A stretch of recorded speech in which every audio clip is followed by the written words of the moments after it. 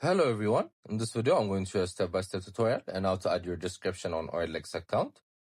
So first we're going to go to the OLX app. Then once you're here, you're going to click on the account section found at the lower right corner.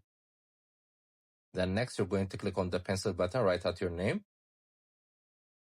So here the description option is found under something about you.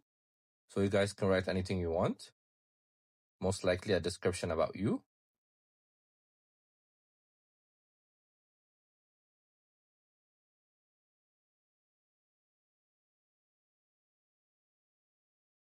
Then once you're done, you're going to click on save. So that's how you do it. That's how you add your description. Then you guys can continue with your shopping on the OLX account. We also have different videos in our how-to tutorial playlist. Make sure to check them out. I hope you guys like this video. Subscribe for more, like for more, share for more. I hope to see you again. Goodbye.